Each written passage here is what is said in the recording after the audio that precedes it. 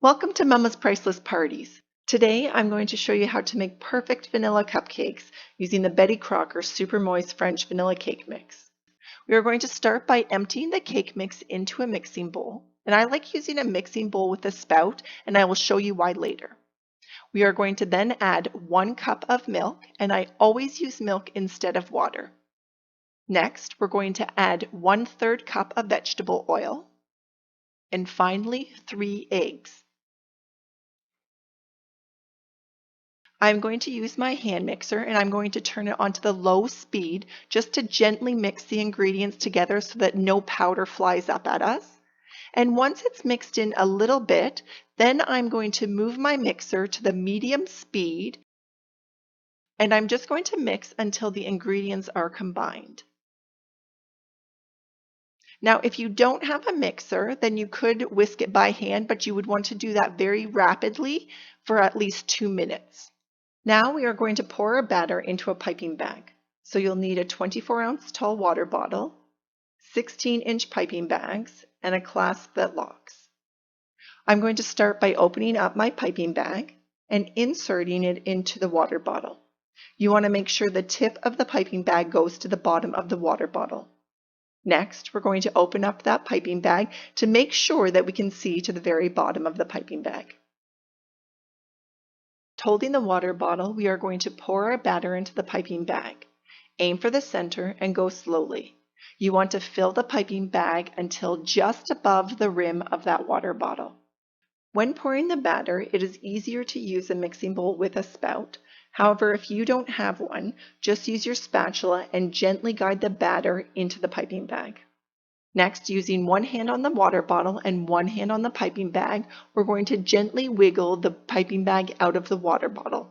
We are going to twist the top of the piping bag and apply a clip and make sure it's locked. Now we are ready to fill our cupcake liners.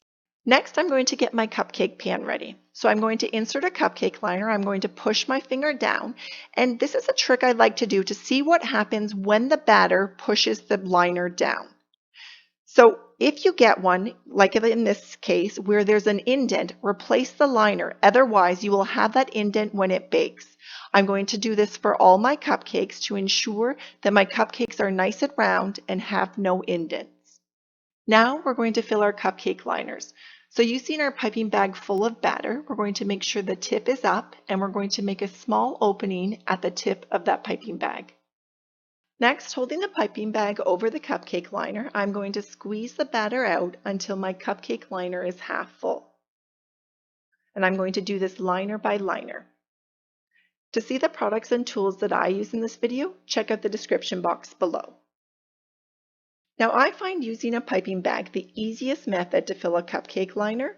However, I've seen lots of people talk about using scoops. So I wanted to do a comparison today to see which was better for the Betty Crocker cake mix. Today I'm using a cupcake scoop with a slider, and I'm going to fill my last 3 cupcake liners using this scoop. So I'm going to get some batter, and then I'm going to scrape the scoop along the side of the bowl. Slide the batter into the cupcake liner, and I found that really easy to use. Now, the only thing I don't like is that there's batter dripping from the bottom of that scoop, which means that you need more control so that you don't get the batter on the sides of the cupcake liner or on the cupcake pan. So in my opinion, I think that this scoop is better than using tablespoons to fill your cupcake liner, but the best option when using the Betty Crocker cake mix is using piping bags. Now, let's put our cupcakes in the preheated oven. So on the back of the box, it shows us to put our oven to 350 degrees Fahrenheit for a nonstick pan. However, I like to reduce my temperature by 25 degrees, so my oven is set at 325 degrees Fahrenheit. This allows for the cupcakes to bake more evenly and have a flatter top. We will want to bake our cupcakes for the lowest time shown on the back of the box, which is 13 minutes. We are then going to remove our cupcakes from the oven and insert a toothpick in the center of a cupcake, pull out, and if there are no crumbs on the toothpick, then they are done. If there are crumbs, then put it back into the oven for a couple more minutes and recheck with another toothpick. Leave the cupcakes in the pan for 10 minutes and then transfer to a cooling rack. Allow the cupcakes to cool completely before frosting. I want to point out that this last row of cupcakes was made using the cupcake scoop, and I think they turned out really well. However, the first one should have had more cupcake batter in it. So overall, I would say by looking at all of these cupcakes that again, the piping bag method had more control than using the scoop. Now let's get our piping bag ready. So I'm going to use a 16-inch piping bag, a Wilton 1M tip, and a large coupler. I'm going to insert the base of my coupler into my piping bag to the very end.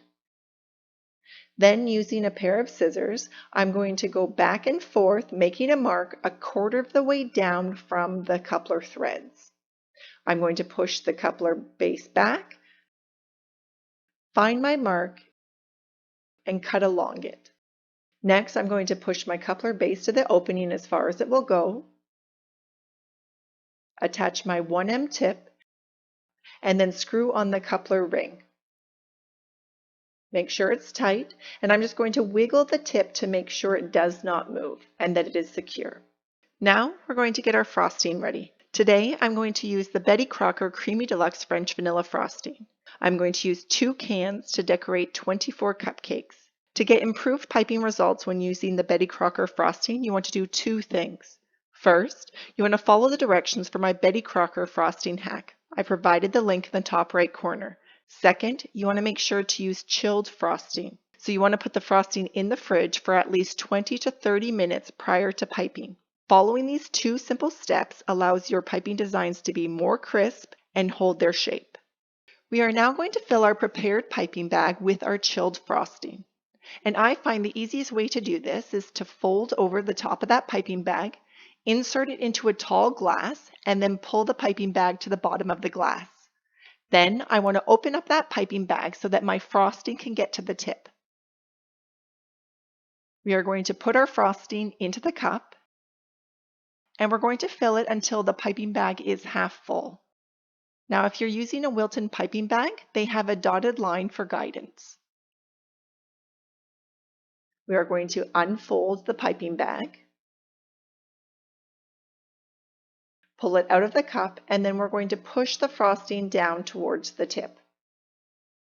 Next, we're going to twist the piping bag, and we're ready to pipe.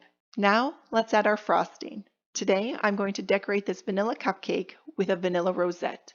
Holding the piping bag in the center of the cupcake, squeeze and make a star, and with consistent pressure, move to the right, make a circle around that star, release pressure, and pull away. If you need help piping your rosettes, click the link in the top right corner for my Piping Techniques 101 video, which includes free printable practice sheets. Another great way to finish your vanilla cupcake is with a rainbow rosette. Either way, I hope your vanilla cupcakes are absolutely priceless. If you enjoyed making these cupcakes with me today, don't forget to subscribe. Happy baking!